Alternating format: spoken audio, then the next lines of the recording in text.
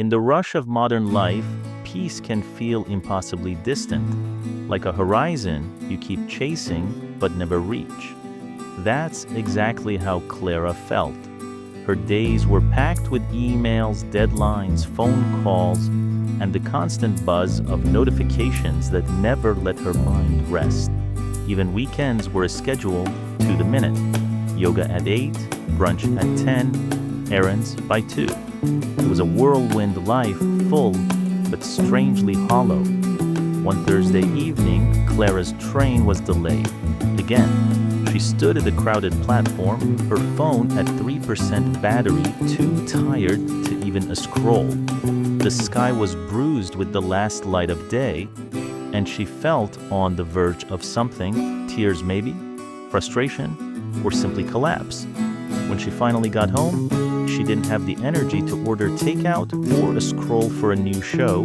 She dropped her keys, kicked off her shoes, and wandered into the kitchen. Without thinking, she filled the kettle and clicked it on. And then she waited. No multitasking, no notifications, no to-do list, just waiting.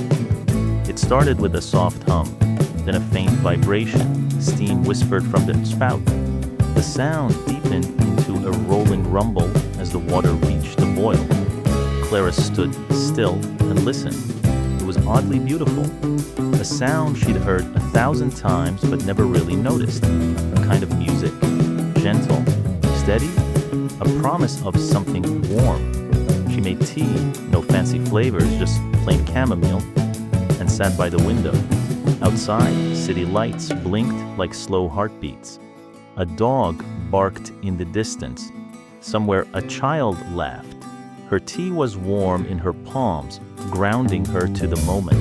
She exhaled, and for the first time in weeks, peace found her, not in a retreat or a guided meditation or a productivity hack, but in the ordinary, in the silence between tasks, in the sound of boiling water. After that night, Clara started noticing more. The way sunlight made lace patterns on her floor in the morning, the scratch of her pen on paper, the rhythm of her footsteps on pavement. None of it fixed her life, but it made her feel like she was in it, living it, not just racing through it. Because maybe peace isn't far away. Maybe it's been here all along, patiently waiting in the most ordinary moments, just asking us to pause and listen.